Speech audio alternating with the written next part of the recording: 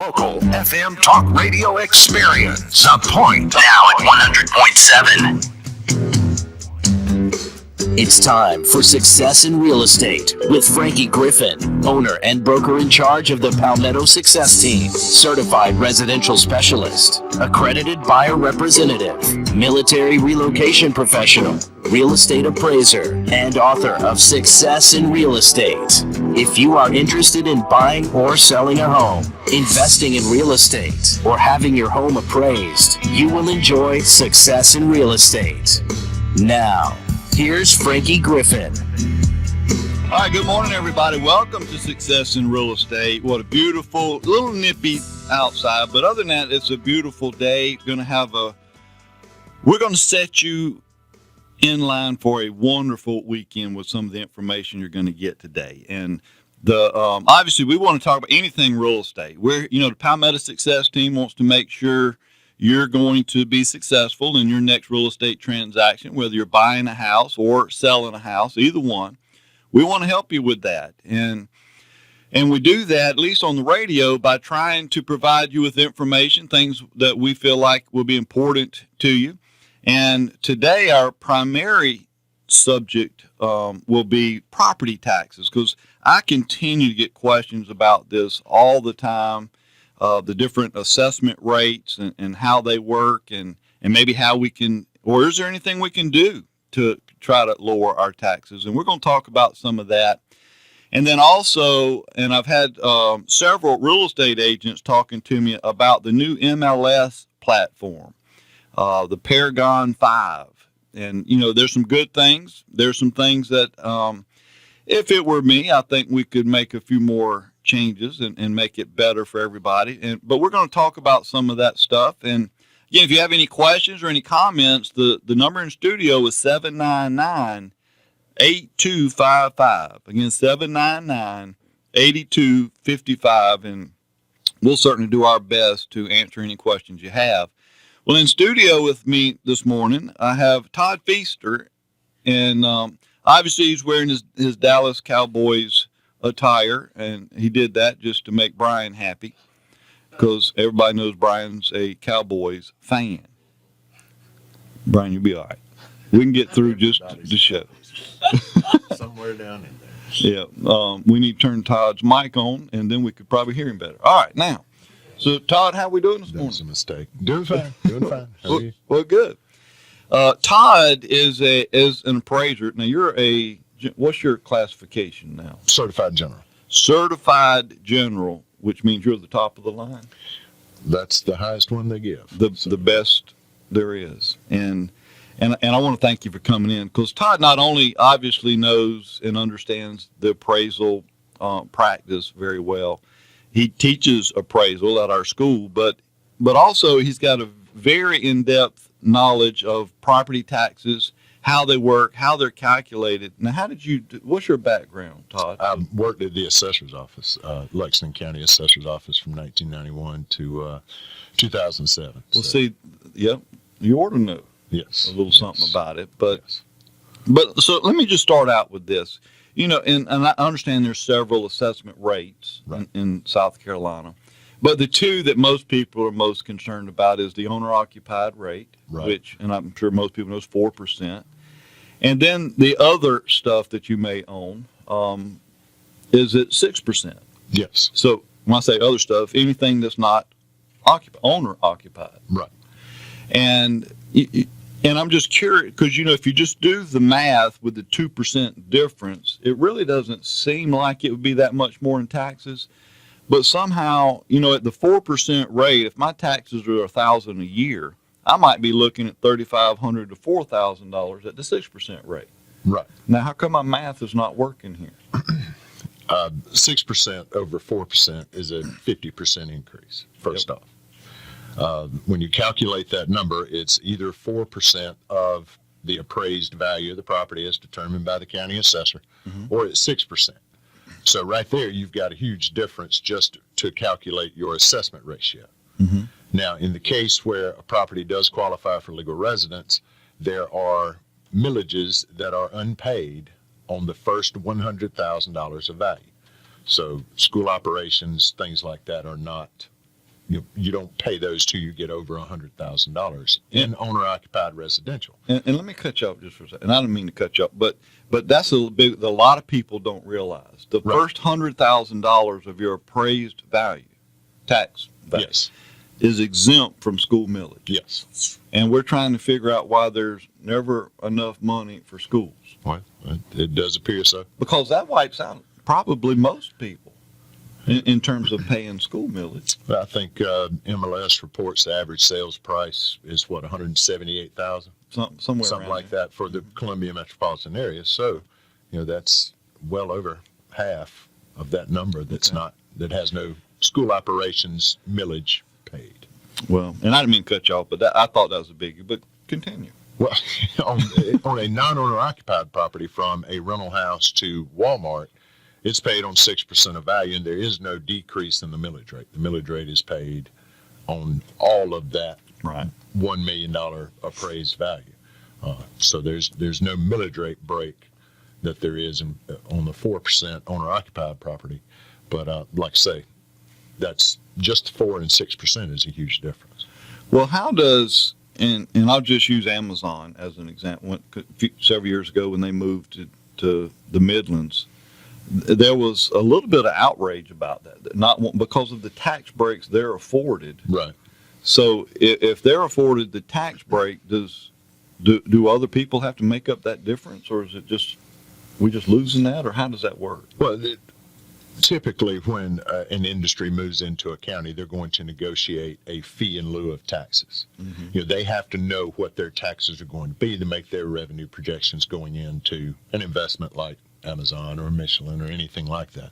So what they want to negotiate with the county is, what if we pay you a fee for the first 5 years, first 10 years, first 3 years, whatever it is that they negotiate, in lieu of a value-based tax bill that we can't put our finger on. Okay. You're going to have reassessment in 3 years, and the value is going to double because sales have been increasing or what have you. Then they're looking at a pretty good slap. So Okay. that's very typical. That's very common. I know there was a lot of outrage about it, but Boeing got a similar deal. I just forgot whoever it is that's going in down in Berkeley County. There's several car plants. That's the one I was trying to come up with, and it left me. Yep.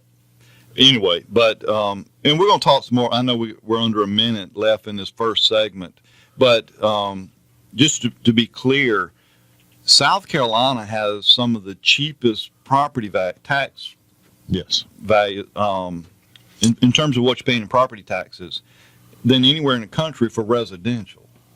But it seems like commercial, we're up there amongst the highest, it seems like. It takes a certain amount of money for government to operate. Yeah. How you calculate that and who you take it from is the only difference. Yeah. Well, We make it very easy on homeowners, and we make it very difficult on business. which might have a lot to do with why we have a hard time bringing business into the state. But anyway, we're at the end of our first segment. We got a lot more to talk about here. On the other side of the break, we've got our mortgage update with our mortgage go-to gal, Miss Erica West. So you hang tight. We'll be right back with some more success in real estate. Point. Now at 100.7 FM and 1470 AM.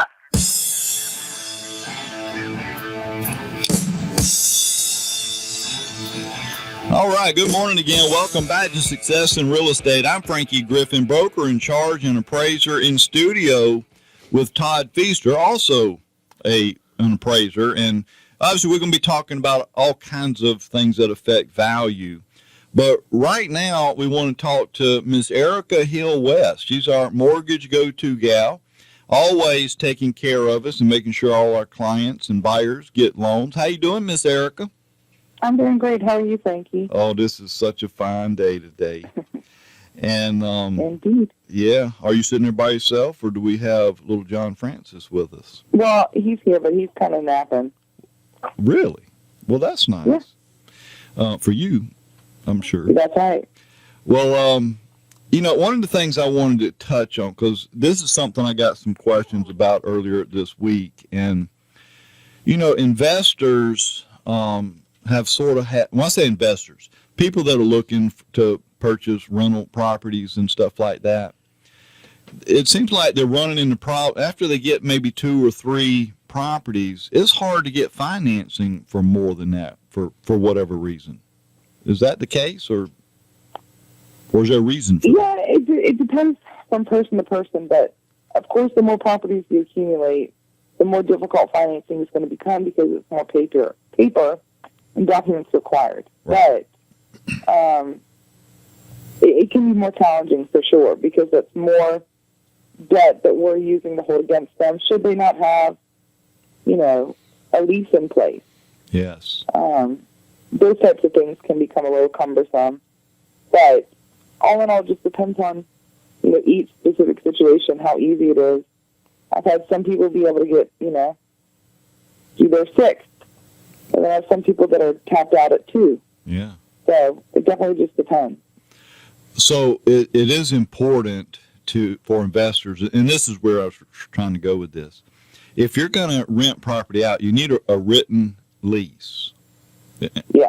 And for all kind of reasons, but obviously and correct me if I'm wrong, but if there's no lease to be able to turn in if applying for a loan, then it's not counted as income, or is it counted as income? So here's the short answer. If you have not owned that property for 2 years and do not have proof of claiming income for that property for 2 years, if you have a lease, we can use a 75% vacancy factor, which really only holds 25% of the mortgage against you. Mm-hmm. If you don't have a lease and you don't have a history of claiming that income on taxes, that's when we're going to hold the whole mortgage against you and your debt to income. Mm. So having a lease is important. We need to have that. And Yes, it is. for a lot of different reasons. So, because that seems to be the problem with people want to get into owning investment property is they wind up with a debt to income ratio that kind of disqualifies them now from getting a future loan if they find another property they want. Right. But if I got the lease, we're good. That's right. That's what I'm hearing. We're good. That was the That is main what I'm saying. question I had. The other thing is, because, this is the time of the year, buyers start really thinking about buying, actually start looking, searching online and stuff. But when it comes to the financing, what kind of documentation is required now? So if I'm coming to you to apply for a loan, what do I need to go ahead and get rounded up in terms of documentation?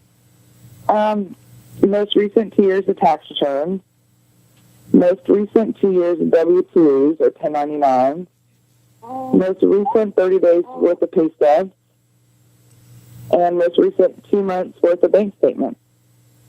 2 months? Those are the skeleton Okay. of what you need. And then depending on what you find in that documentation, you may require some more documentation. Yes, unfortunately so. Yep, I know how that is. Well, Because every piece of documentation you turn in could trigger more documentation.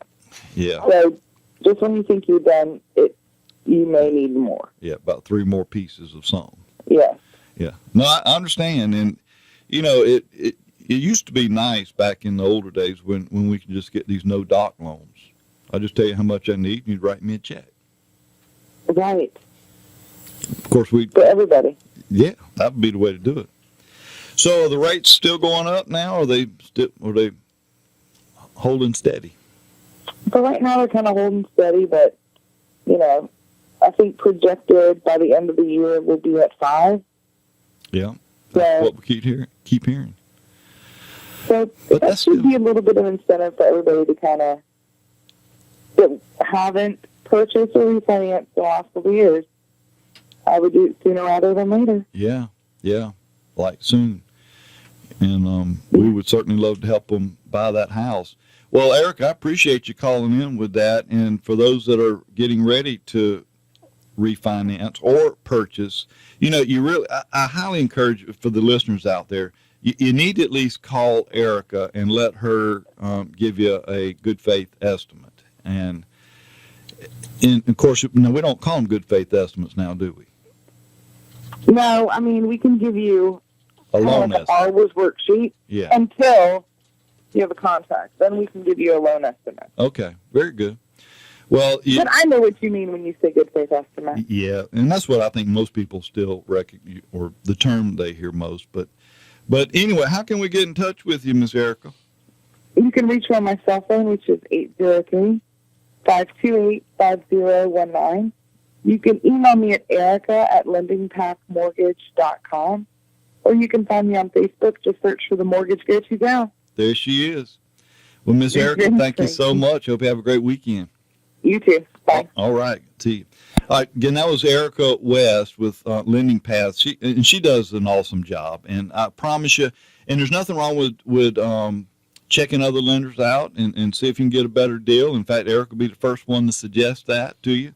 But I'd be surprised if you don't wind up getting the loan with Erica. She does an awesome job. If you couldn't write down her information, maybe you're riding down the street, just go to my website, frankiegriffin.com.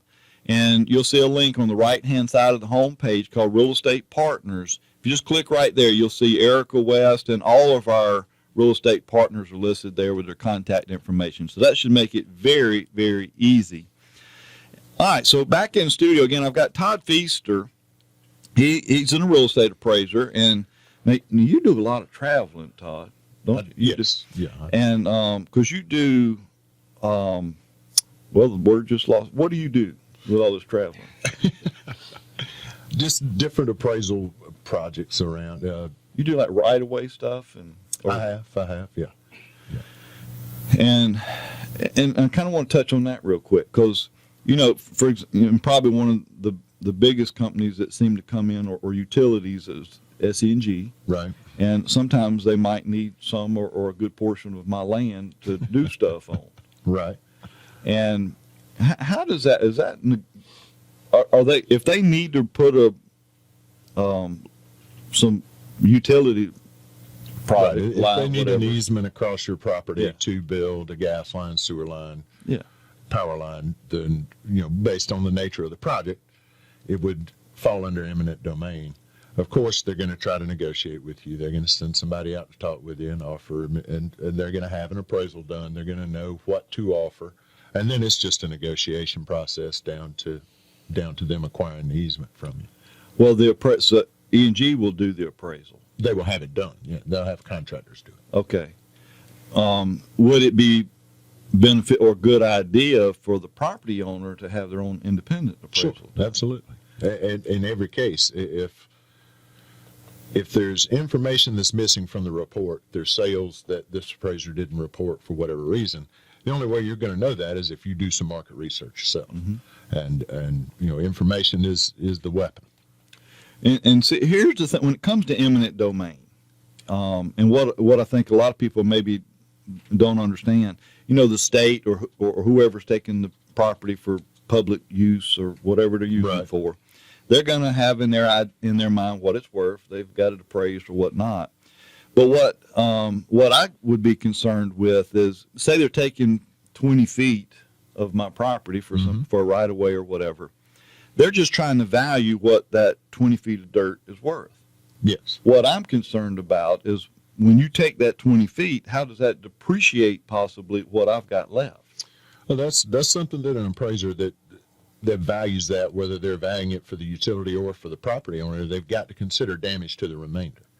Now, 20 feet, along abutting where your house sits along DOT right of way, there may not be a whole lot of damage to the remainder. You couldn't do anything with that to begin with. You can't build on it. You can cut grass over it. That's pretty much it. Yeah. But that damage to the remainder is significant in a lot of cases. But the property owner still paying taxes on that property, or does that take? That's between he and the assessor. You would think that whatever they're paid for that easement would be a good reflection as to what is the damage and the value. And then the assessors pick that up when those easement agreements are filed. Okay. Well, and I just want to touch on that real quick, but and we've got a number of things to talk about in the last half of the show. And one, because I know we have a lot of real estate agents listening, and because I want to talk about this new MLS platform, the Paragon 5, and and I know you just sat through that training. I did too. I did. And there's a lot of good. I think. There is. There's a lot of good. And but what I wish the MLS, if we have anybody from the MLS listening, is to understand, it's not just real estate agents using the MLS. Appraisers have to use that Right. information also.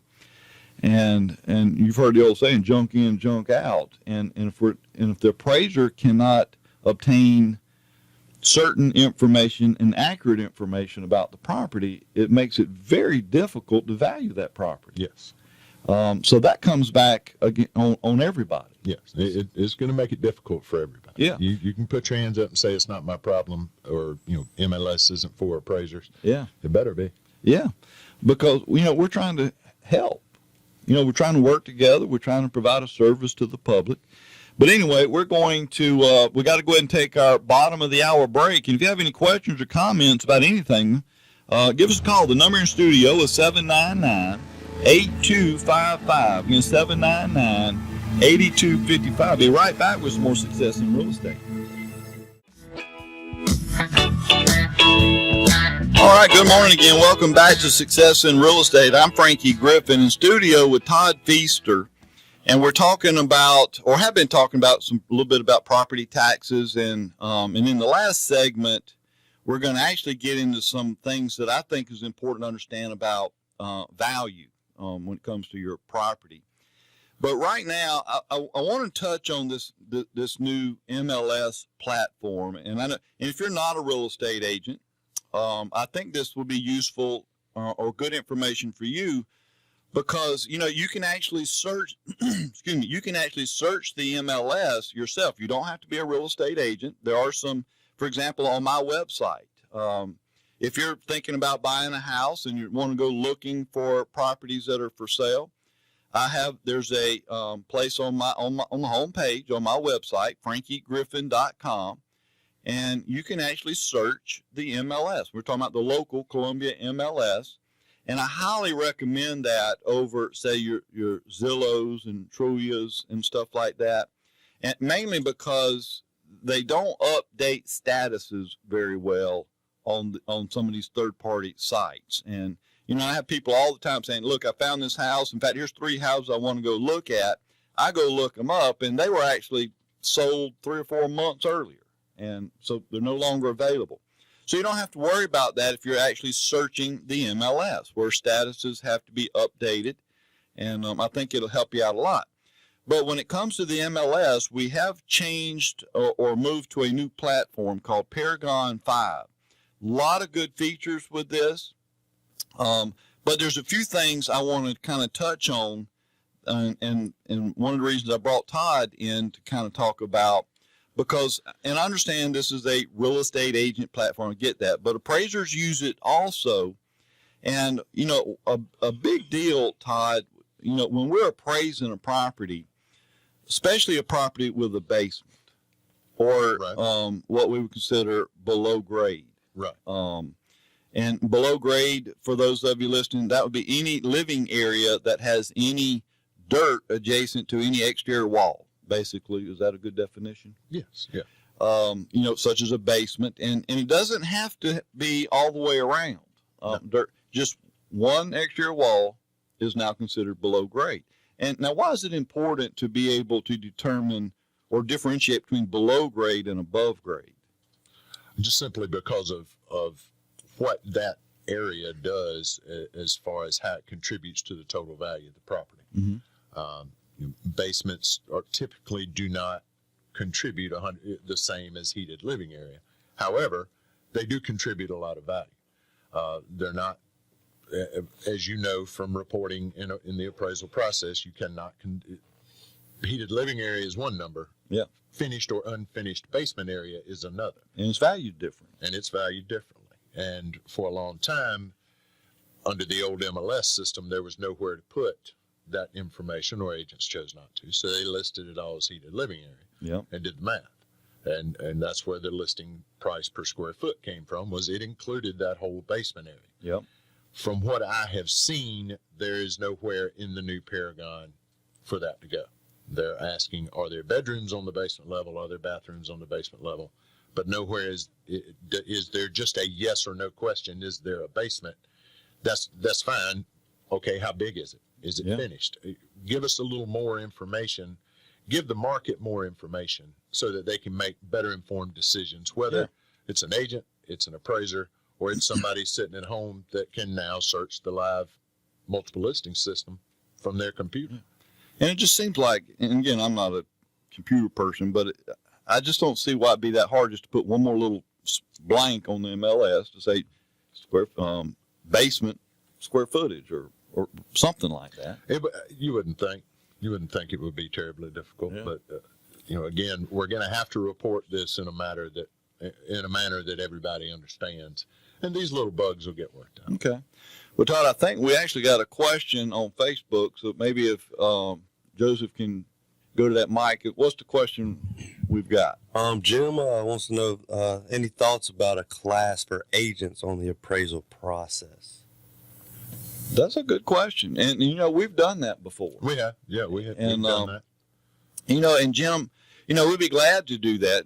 That's obviously at the Real Estate School for Success, we want to make sure that agents get all the training and can pick up as much knowledge about all facets of real estate, and be more than happy to put something together for you or maybe agents in your office. And Jim, not sure what company or which office you're out of, but maybe if you talk to some other agents and we can get enough to maybe have a class, then we'll put that on. Todd, you'd be willing to teach that, wouldn't you? Yeah. That the first day of the sales comparison course. Yeah. Would be enough to not drown everybody. Sure. But just so they would know some of the lingo and what to look for and feel that the thing is, what he's asking is he wants to be able to read an appraisal and interpret it for a property owner and be confident in what he's telling them. And you're right. So anything we can do the first day of sales comparison would be great for that.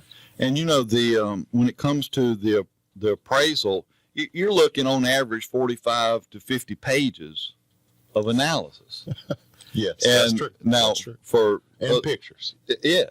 Now for us real estate agents, we look for one blank on the bottom of the second page, and where it says with a dollar sign on it. That's right. And as long as that looks good, we can chunk the other 49 pages. Just tear that out. Throw that away. But it's really important to understand the analysis and how Sure. we arrived at Sure. that number. Absolutely.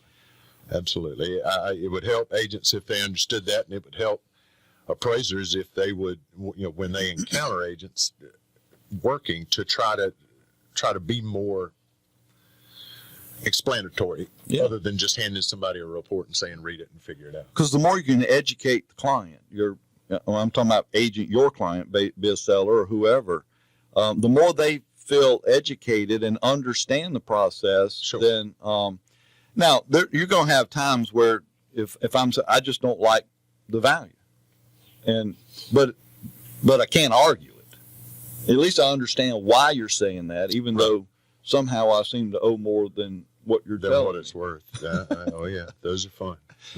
Yeah, it happens. But Jim, great question, and please, Absolutely. After the show, give me a call or call the school, and if I can get this out of my throat, then we'll be more than happy to put any kind of training on to help anybody. And you know what? And if you want to, we can even get that approved for continuing education, and sort of kill two birds with one stone there. It'd be a great idea. Something we need to look into. Now, but right now, going back to this basement thing, right now there's nowhere to indicate how large or what the square footage of the basement is. Right. And but that doesn't prevent you as the agent from maybe putting something in the remarks section. Of the 3,000 square feet in this house, there's 900 of that is considered is in the basement, and it's finished or whatever the case may be.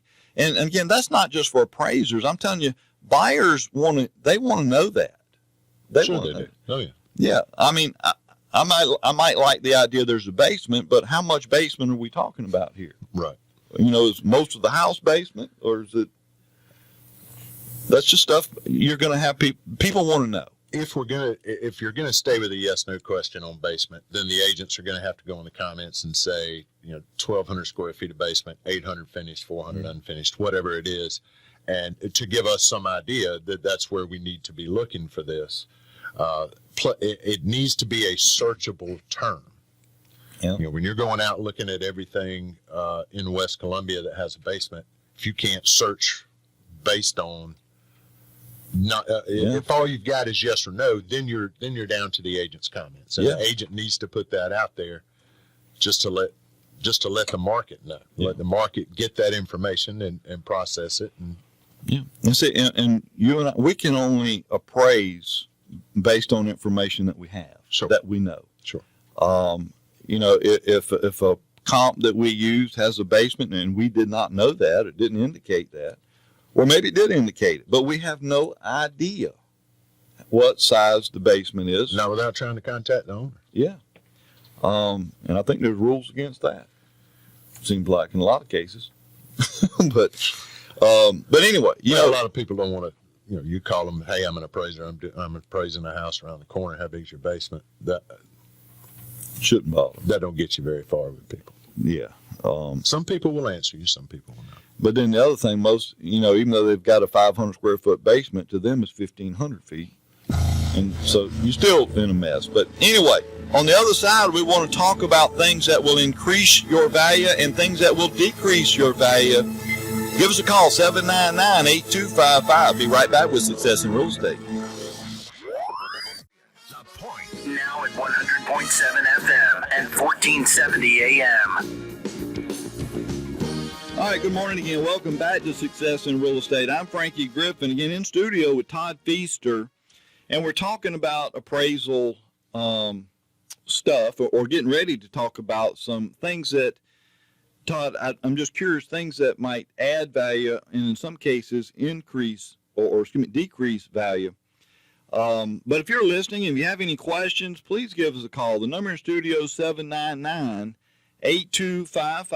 again, 799-8255. And those of you watching on Facebook Live, first of all, thank you and appreciate the comments very much. If you have any questions, you can ask it right there on Facebook, and then Joseph will read out the question, and then Todd will do his best to answer it. But here's some things that that we just keep running into when we're appraising properties, Todd. Or that at least things that seem to cause the most heartache with people. For example, you have a house, and in the back they've got a really nice, maybe 1,500, 2,000 square foot garage. Right. Heated and cooled. Oh, yeah. I mean, it is jam up, and there's not a guy out there that would not love to have Sure. that. Absolutely. But are they going to pay for it? No. And see, that's the problem. And we've had, we've appraised some houses, and we have this this big nice garage, but nobody else has one. And there's a reason nobody else has one, because the typical buyer, as much as they may like or enjoy having it, they're not willing to pay for that. No. Much like a pool, for Right. example. Right. But why is that? I mean, we can't. I'm the seller. I know I spent $15,000 putting this garage back there, and you're telling me I've got little to no value there. Yeah, that's a good way to get invited to leave somebody's property very quickly. Is Yeah. take somebody that's built a nice utility building that they value at That's their baby. $2. Double what it costs to put there is Yeah. what it's worth to them. Yeah. But the market just doesn't see it that way. It's not.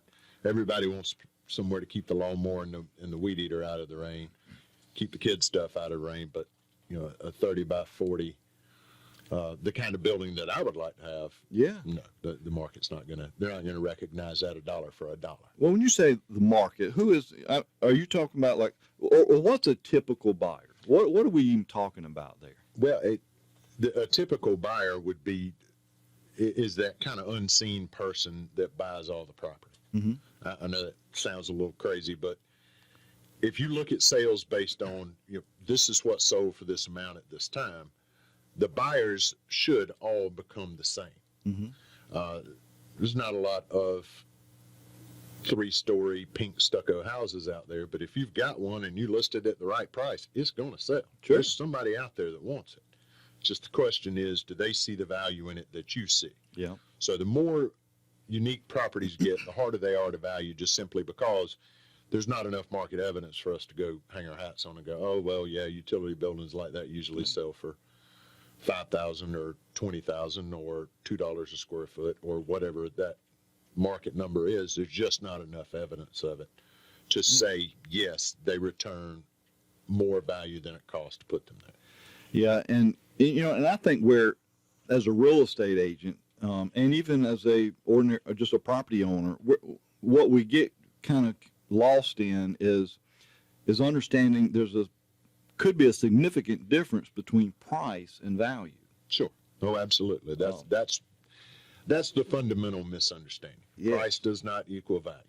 Price is what you paid for it. Price is what you asked for it. Mm-hmm. Value is what a typical person will give you for that after reasonable exposure to the market. Yeah, and maybe an example, if I can just maybe throw this out there, and you can talk to it. But say you got a house with 3 bathrooms, which would be very nice, especially at my house. But when you look at the neighborhood and how you define a neighborhood, we won't even go there right now, at least for.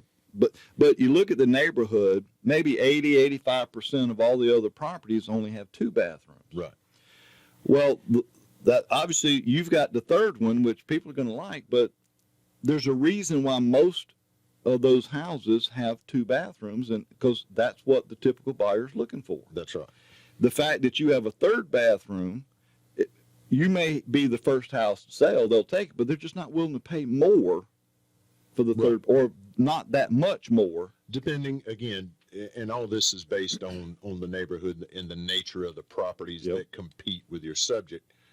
If you got a 2-bedroom house with 3 bathrooms, that's nice. Then maybe you got a few too many.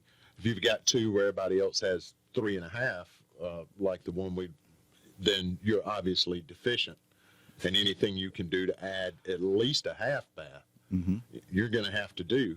But that's so market specific, as neighborhood, that's area specific. You've got to be able to define that area of competitive properties to the subject. Yeah. Hopefully Paragon 5 will still give us give us enough flexibility to do that. Well, and I think the key is, and I know a lot of homeowners don't like it, but you really do not want to outbuild the neighborhood. No. If you want that nice garage in the back, then you probably need to go somewhere that's where they want them garages in the back. If there's already a 2-car garage attached to the house, yeah, and you're going to build another one in the backyard, you better love it, because you're going to have to leave it. There you go. Most people see a garage as a place for the wife's car to go and the kids' bikes, and everything's crammed in there. Yeah. They're not going to pay you for a second garage. Exactly. I would. You would. Yeah. But yeah, because the typical market participant will not. Well, and that's sort of the big, one of the big things I want to hit on. But then here's the other thing. And we always hear the best things or you can never go wrong remodeling or updating kitchens and bathrooms. Right. And I disagree with that. Well, again, it's we've been in some that were maybe a little too updated for the neighborhood. Well, you don't want a gourmet kitchen if nobody else has got that gourmet kitchen. Now, there's a difference between updating, right, and then you just went way overboard. I mean, This is not a restaurant, and you don't need some of this stuff given who's all living around you. But it is important to update. Sure. And because the last thing somebody wants, now investors like this to walk in and see the pink or baby blue tiles in the bathroom and love that because they know they can update it and the return on the investment is going to be huge. Absolutely. And you as the property owner can do the same thing. If you're getting ready to sell your house and that house is 20 years old and you've done no updating to it, but your neighbors have, then you're not going to get the same. Right. You're deficient. Yeah. In the eyes of the market, you are deficient because you didn't put in granite countertops. You didn't put in silver appliances. You didn't whatever that thing is, the baby blue tile in the bathroom, all those things, until you correct those deficiencies, you're not going to compete with the top end of what's selling around you. And I understand the seller's going to say, but there's nothing wrong with this bath. It works perfectly. It's fine. And I understand that. It looks hideous, but it works fine. Right. It's a functional issue, not a physical issue. It still works. Yeah. But again, you're having to appeal to that typical buyer Oh, yeah. that's wanting a more updated look. And when in sales comparison, that's who you're allowing to set values. It's not a real estate agent. It's not an appraiser. It's not anybody else. It's the market participant. It's people that spend the money. That's what we're trying to replicate when we come out and appraise a property. Yep. If this property had been on the market 6 months ago, this would have been its competition. This is what those sold for. This is what we think this could have sold for. And that's that. Well, we've got about a minute left, but here's the biggest piece of advice I think I would give to anybody listening. If you're going to have your house appraised, you know it's coming, then, help me help you. Have a seat, sit down with a pen and paper, and just write down everything you've ever done to this house since you owned it. Right. And I know you may not know exactly when the roof was replaced, but approximately at least. Right. Because what that's going to do, the more you do and the more you can show, it creates more economic life to the property, and it kind of goes back to the condition, and it's going to help you a lot. But Todd, we're out of time, but I really appreciate you coming in and helping us out today. No problem. And for those of you listening, thank you so much. Give us a call if we can help you buying or sell, or if you need an appraisal. Go to my website, frankiegriffin.com. There you'll find all my contact information. Have a wonderful weekend. Been listening to Success in Real Estate.